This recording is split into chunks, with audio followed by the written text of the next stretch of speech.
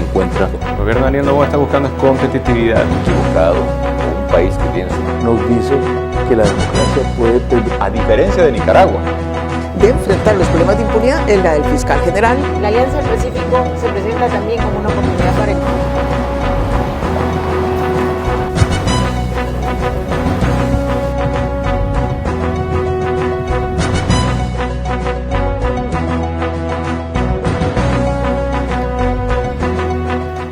Un gusto volver a estar con ustedes en el espacio Fernando Aguayo América. Cordiales saludos a quienes nos ven a través de la señal de Vito TV en el Ecuador, por OnePlus TV en el Ecuador y en el mundo, y también por las redes sociales. Hoy tenemos como invitado al ingeniero Alejandro Varas. Él es experto informático. Vamos a hablar sobre la seguridad digital.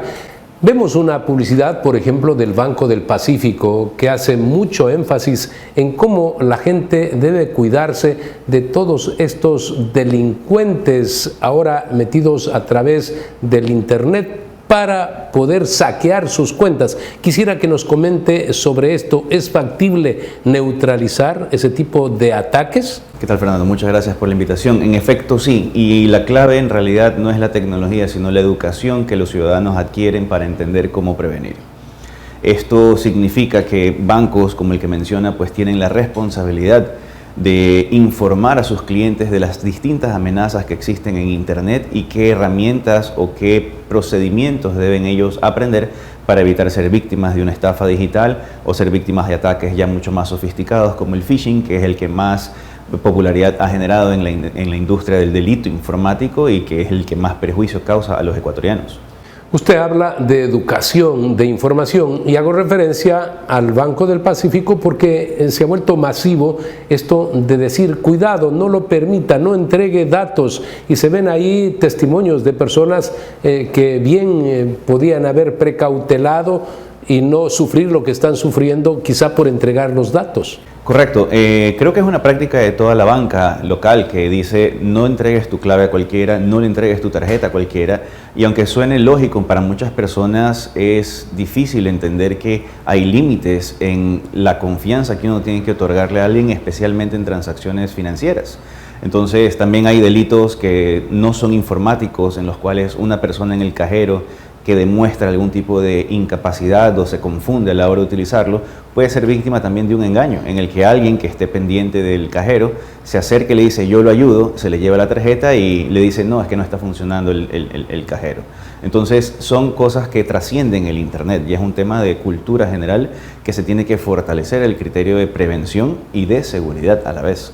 Sin embargo, no se puede abandonar esto que va en progreso, utilizar en línea todos estos servicios de todos los bancos. Yo ponía el ejemplo del Banco del Pacífico por la masiva información que presentan, pero debe ser este proceso de educación de todos los bancos en el Ecuador. Es generalizado, tengo entendido que inclusive ya viene de un tema sectorial en el que todo el sector bancario tiene que informar a sus clientes de los riesgos que existen en Internet, porque justamente como usted menciona, el problema está en que personas especialmente de edades en las que no están acostumbrados a transacciones electrónicas, confían con mucha más facilidad de cualquier mensaje que reciban.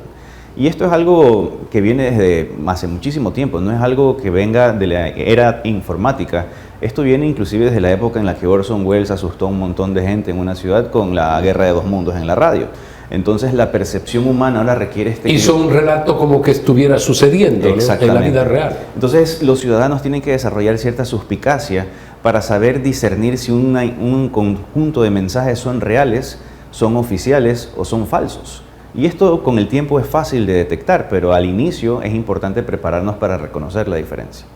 En el ámbito comercial también crecen las ventas a través del sistema en línea por Internet. Se ve que es sustancial en la economía. Hablan ahora de 5.000, 7.000 millones de dólares en ventas por estas épocas. ¿Hay peligros también en la compra en línea? Completamente. El riesgo principal es que hayan delincuentes que se quieran hacer pasar por negocios reconocidos con la intención de obtener información personal, ya sea de cuentas de correo electrónico o de tarjetas de crédito. ¿Qué suelen hacer ellos? Crean campañas publicitarias como que si fuesen el establecimiento y comienzan a decir, ingresa en este enlace y obtén beneficios inmediatos. La inmediatez en un mensaje o el sentido de urgencia en un mensaje puede ser la primera señal para desconfiar del mismo. Porque una oferta comercial tú la ves en la radio, en la televisión, en internet y coincide con el mismo mensaje. Cuando un delincuente quiere apropiarse de la identidad de una marca, creando su propia web, creando su propio formulario de registro, lo hace con la intención de aprovechar descuentos de Black Friday, descuentos de Navidad. Y cuando ingresas a la página web se parece mucho, pero cuando comienzan a pedirte datos muy concretos, uno comienza a reconocer la diferencia. No es lo mismo que te digan, escribe tu correo electrónico o tu número de teléfono y espera promociones, a que digan, dame tu correo, tu contraseña y los números de tu tarjeta. La ley de protección de datos que está vigente ha servido, ha ayudado durante este periodo último a partir de la promulgación de la ley. Sí, en efecto sí, ha generado conciencia en el sector empresarial por un lado para darse cuenta que tener controles técnicos no es suficiente, sino que hay que tener una normativa que la justifique y que la impulse. ¿Qué quiere decir esto? Las empresas se han dado cuenta que la privacidad de sus clientes genera valor económico. Entonces, mientras más protegida esté la identidad y la privacidad de quienes compran en línea y quieren que sean compras recurrentes, genera confianza. Y en el escenario negativo, en el que sean víctimas de algún incidente técnico o algún ataque externo a su infraestructura informática, pues ya tienen herramientas y mecanismos que les permiten resolver esto sin mayor perjuicio al incidente. Y eso es sumamente claro e importante porque así como el Banco del Pacífico está haciendo conciencia con sus mensajes, todas las empresas de cualquier sector o de cualquier línea de servicio ya deberían también fomentar esta cultura de prevención y de privacidad con sus clientes.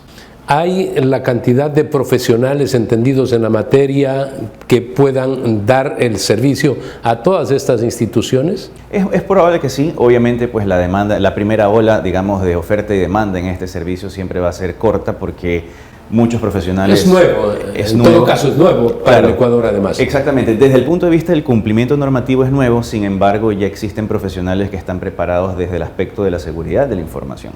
Entonces lo que la protección de datos personales busca también es crear esta convergencia entre profesionales del cumplimiento normativo del derecho con la seguridad de la información y crear equipos multidisciplinarios que les permita demostrar que tiene suficientes herramientas tecnológicas para blindar a la organización, pero a la vez también tienen personas que sepan gestionar esa información y que sepan definir las políticas que las organizaciones necesitan para proteger esta información.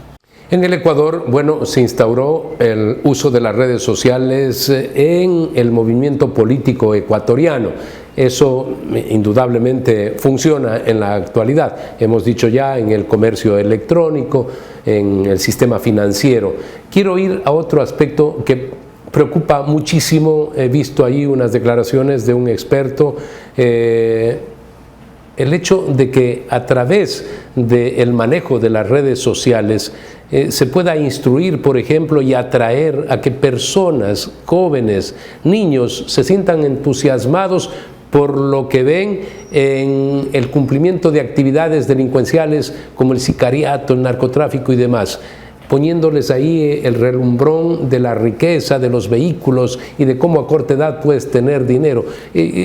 ¿Por qué se ha fomentado todo esto? Bueno, lamentablemente la apertura de estas herramientas le permite a cualquiera crearse una cuenta y generar contenido. Y el problema también es ver cuáles son estos filtros o las reglas de cada plataforma que permitan difundir contenido con cierta intención, porque una cosa es que usted esté presente en redes sociales con el fin informativo que tiene su programa y otra cosa es que venga un delincuente a fomentar justamente sus malas acciones y que quiera reclutar personas con la intención de vender ingresos rápidos. Importante lo que usted está diciendo. En los medios de comunicación no vamos a permitir hacer apología del delito. No podemos permitir que venga alguien a promocionar cómo cometer el delito y por qué hay que hacerlo. Estas plataformas que se dicen de información lo están permitiendo. Sí, es que lamentablemente los filtros comunitarios que tienen estas plataformas no suelen detectar rápidamente estos mensajes. Tengo entendido que igual, por ejemplo, plataformas como TikTok, que es donde más se pueden ver a estas personas haciendo apología al delito, tienden a ser sujetos de bloqueos o cancelaciones de sus cuentas y tienen que volverse a crear otras por no cumplir con las normas comunitarias. Sin embargo, el problema persiste. Siguen creándose cuentas, siguen difundiendo un mensaje negativo y muchos jóvenes que quizás no tienen el discernimiento deciden sentirse convencidos de que ese es el camino que deben elegir.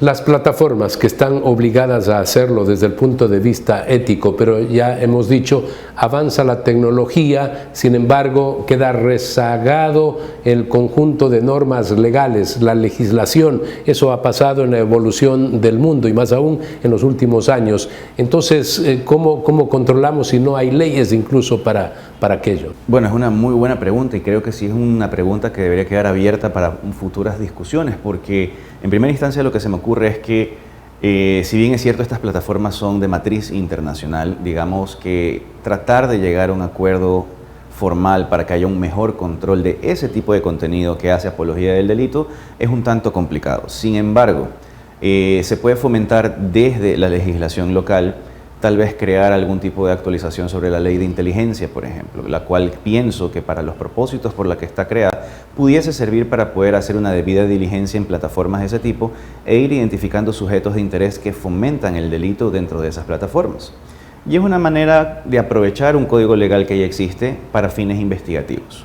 Por más de que tenga pues una opinión contraria a ciertos grupos ideológicos, pienso que es una herramienta adecuada entendiendo la finalidad que tiene ese código. Y de ahí también el poder, por ejemplo, también sacarle provecho a la ley de protección de datos personales, tal vez la ley de comunicación o inclusive la ley de la niñez para proteger a los niños, niñas y adolescentes de amenazas digitales de ese tipo. Y con ello crear, una fuerza de tarea conjunta que nos permita aprovechar la legislación local, crear estos nexos o bypasses entre cada código legal y que haya manera que las autoridades puedan contribuir al control de información realmente nociva. Deben ser leyes supranacionales en la globalización, más aún en el caso de la informática, pero lamentablemente nos están haciendo mucho daño en el mal uso de estos sistemas, especialmente, y reitero, esto de ver que a través de la música se incentiva a que participen en la delincuencia, cuando estamos en una guerra, en el caso del Ecuador, interna en contra de las mafias, y Estados Unidos, por seguridad nacional, ha desplegado toda una flota, la más importante del mundo, a las costas del Caribe para ir en contra de los narcotraficantes, y resulta que permitimos en que así simplemente se promocione y se invite a que sean sicarios niños a través del uso de las redes. Muchas gracias por haber estado con nosotros. Vamos a hacer un corte comercial, retornamos para proseguir en nuestro programa.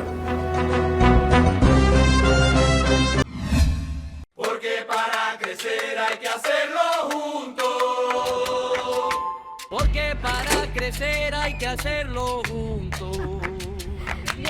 Porque para crecer hay que hacerlo juntos. Crecemos juntos. Crecemos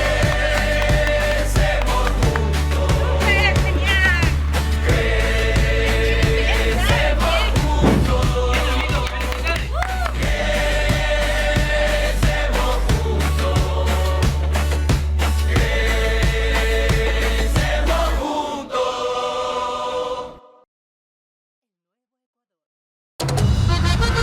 Apagar la luz, ya no demoro tanto. Si la tienda de la esquina es también mi banco. Si por mi cuadra la ferretería ahora es mi banco. La papelería también es mi banco. La panadería ahora es mi banco. El día a día no me cuesta tanto si es mi banco. Banco del Pacífico, tu banco. Clínica de Ojos Dr. José Sacoto. Estamos comprometidos contigo. Con más de 40 años de experiencia en salud visual, nuestra credibilidad se refleja en la satisfacción de los pacientes. Un presente creado para ti, con profesionalismo, tecnología e innovación. Los ojos son la ventana de la vida. Cuídalos. Verde Fruit, el camino para acercar los productos de América Latina a los Estados Unidos. Porque para crecer hay que hacerlo juntos. Porque para crecer hay que hacerlo juntos. Porque para crecer hay que hacerlo juntos. Crecemos juntos. Crecemos juntos. Crecemos juntos. Crecemos juntos.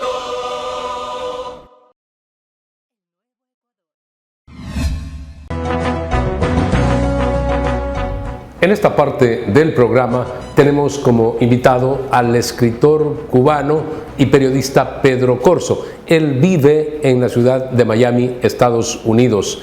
Gracias por estar con nosotros. Quiero hablar sobre lo que significó días atrás la entrega del Premio Nobel de la Paz a María Corina Machado. Los ojos del mundo estuvieron en Oslo. ¿De qué manera puede influir esto para que se dé un cambio en Venezuela, para que se recupere la democracia en ese país? Para mí, este es el momento que debe acontecer, que debe suceder, la caída, por la manera que sea, del régimen de Nicolás Maduro. También creo que el pueblo venezolano, al igual que el pueblo cubano y el nicaragüense, que están padeciendo tres regímenes muy similares, están en hora más que suficiente para tomar decisiones capitales en busca de su libertad y el disfrute de sus derechos ciudadanos. Creo que son tres pueblos desgraciadamente sometidos por las bayonetas que deben actuar porque realmente, al menos en el caso cubano, lo único que pueden perder los cubanos a estas alturas son las cadenas, ya no pueden perder más nada. Y en Venezuela está ocurriendo, Fernando, algo parecido. Los venezolanos están cayendo también en una espiral de miseria, de desgracias, de limitaciones por parte de las autoridades. Tras este acto de carácter global en Oslo, ¿cuál va a ser el desenlace en Venezuela? ¿Qué es lo que puede pasar en los próximos días, Pedro? Yo creo que es un factor muy probable de que si algo acontece en Venezuela, específicamente la caída de Maduro, eso va a ejercer influencia en Cuba, pero tampoco creo que sea una situación determinante.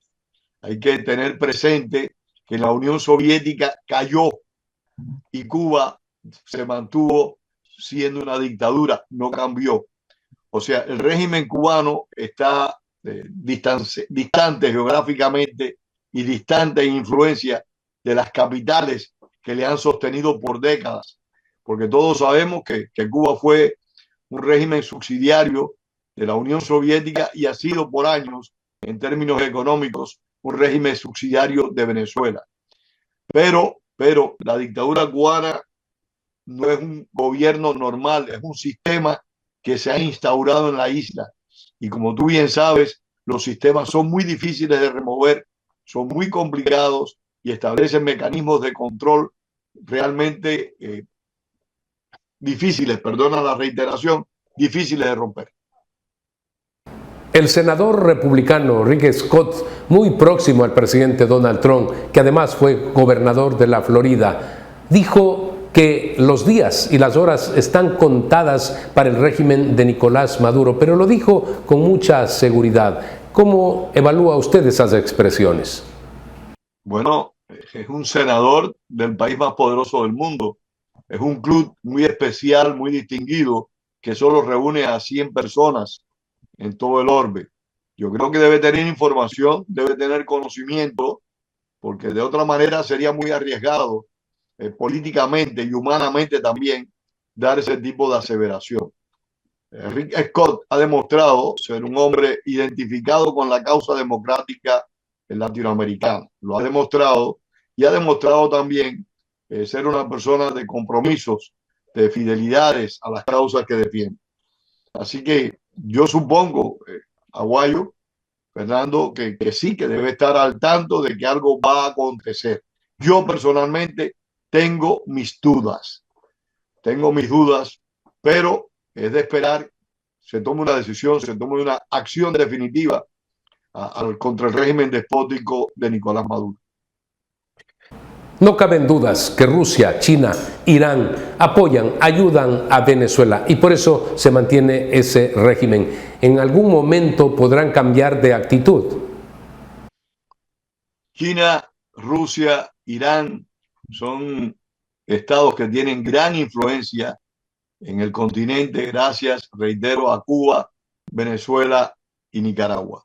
Tienen grandes influencias y ellos voluntariamente no van a dejar esos aliados, que más que aliados son subalternos, son lacayos de las propuestas políticas e ideológicas que ellos hacen.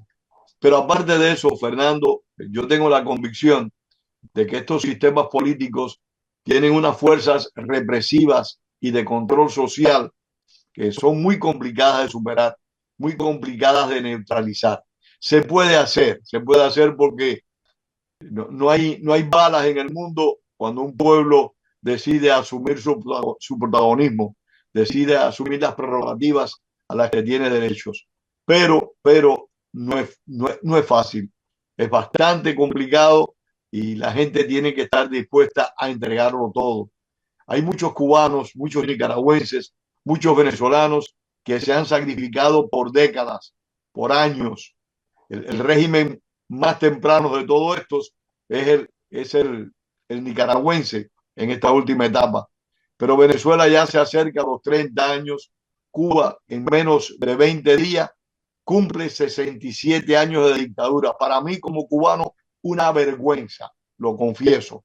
Creo que es algo de lo cual los cubanos será imposible que nos liberemos por siempre, porque es una vergüenza un régimen absolutista como el cubano, 67 años en el poder. ¿Pero por qué lo ha hecho? Lo ha hecho porque han tenido un discurso represivo, han tenido una narrativa en la cual los sectores de la oposición no pueden sobrevivir de ninguna manera, son controlados. Las prisiones de estos gobiernos cada día crecen más, hay más presos, más personas reprimidas y también, hay que decirlo, desaparecidos. Vía Zoom estamos dialogando con el periodista e historiador cubano Pedro Corso. Vamos a hacer una pausa comercial. Porque para crecer hay que hacerlo juntos. Porque para crecer hay que hacerlo juntos. Porque para crecer hay que hacerlo juntos.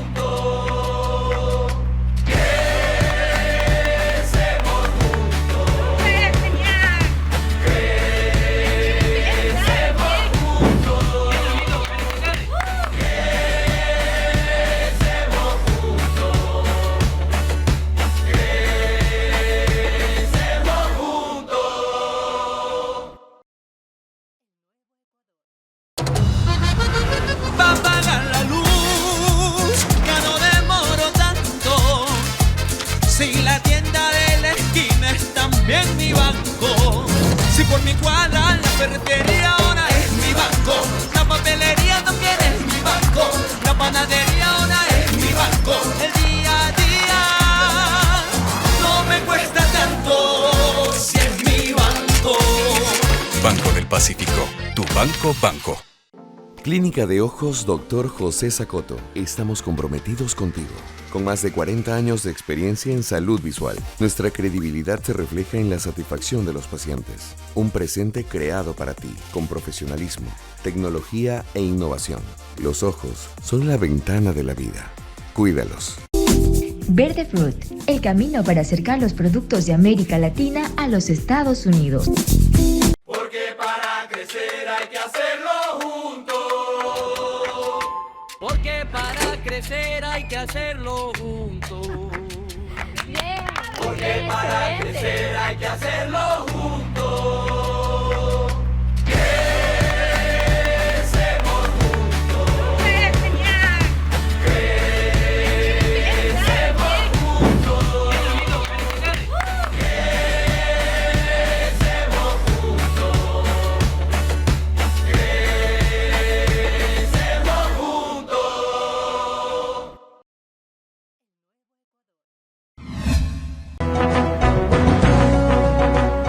Continuamos el diálogo que estamos sosteniendo vía Zoom con el historiador y periodista cubano Pedro Corso desde la ciudad de Miami. El 1 de enero del 2026 se van a cumplir 67 años de dictadura en Cuba. Hay quienes dicen es vergonzoso que un régimen empobrecedor se mantenga tanto tiempo en el poder.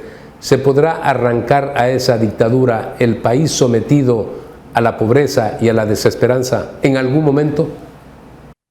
Fernando, yo solo me atrevo, con tu permiso, a describir lo que ha hecho el régimen para conservar el poder desde mi perspectiva. ¿Cómo va a producirse la caída de estos regímenes? Eso sí, yo no me atrevo a decirlo. Quisiera que ocurriera ahora mismo, en este instante, pero no me atrevo a decir cómo puede acontecer. El régimen cubano en particular estableció desde el año 59 un control social muy rígido, un control social que se sostiene en la bayoneta, pero también se sostiene en un discurso populista que ha logrado establecer un círculo de poder, no digamos de hormigón armado, pero un círculo de poder de intereses entre sectores de la ciudadanía, hay que reconocerlo, pero también en la clase dirigente. Ese control social es altamente complejo, difícil de neutralizar, porque dentro del control social hay un factor determinante y es la intimidación generalizada. Ha sido la implantación de un terror sistémico en el cual las personas tienen la convicción, primero, de que si hacen algo contra el régimen se va a enterar. Segundo, muchísimas personas han perdido la esperanza, la confianza de que lo que hagan pueda resultar en el fracaso total y absoluto del sistema imperante. Es muy complejo vivir una dictadura totalitaria, que es el verdadero sentido del gobierno cubano, el único totalitarismo que por suerte ha tenido el hemisferio, aunque por desgracia para el pueblo cubano. Vivir eso es muy complejo porque, en primer lugar, te vuelves hasta un empleado del Estado. El Estado es el único empleador. El Estado es el único que dispensa favores. El Estado te niega tu capacidad de gestión individual y te hace un monigote, te hace una marioneta de sus intereses. Y a eso tú le sumas una acción policial sistémica, una acción policial que no da espacios para el pensamiento individual, porque cualquier cosa que pienses, que digas, como describió George Orwell en su libro 1984, se convierte en un crimen y vas, en el mejor de los casos, a la cárcel. Por seguridad nacional, el presidente Donald Trump dijo que hay que hacerles la guerra a los narcotraficantes, y es así como están hundiendo embarcaciones que llevan droga a los Estados Unidos. Pero en el mundo lo que queremos es que se luche contra el narcotráfico, pero también que se termine con esas dictaduras vinculadas al narcotráfico, como está claro ocurre en Venezuela con el cartel de los soles, que es el cartel de quienes gobiernan. Yo creo que el narcotráfico le ha hecho una agresión muy seria y muy profunda a Estados Unidos. Y Estados Unidos está en todo su derecho de acabar con los gobiernos que estén vinculados al narcotráfico, como es el caso explícito de Venezuela. Venezuela se ha convertido en el principal exportador de tráfico de drogas, como lo fuera en su momento Cuba. Hay que decirlo. Cuba y Nicaragua también han estado involucradas históricamente en el tráfico de narcóticos. A mí me parece que la decisión del presidente Donald Trump de identificar a Nicolás Maduro como jefe del cartel de los soles ha sido algo muy talentoso, muy brillante, porque no se está atacando a un jefe de Estado que es enemigo por su forma de gobernar, enemigo de la democracia, pero no es pretexto suficiente, sería una acción imperial derrocar a un gobierno porque es un enemigo de carácter político. En este caso no, repito, en este caso Nicolás Maduro es el jefe del cartel de los soles, es el jefe de una banda criminal que tiene que ser reprimida, controlada y, en mi opinión, exterminada. Pedro, gracias por haber estado una vez más en nuestro programa de opinión, Fernando Aguayo América. Amigos, recuerden ustedes que tienen una cita la próxima semana a través de Vito TV en el Ecuador, por OnePlus TV en el Ecuador y en el mundo, y también por las redes sociales como YouTube.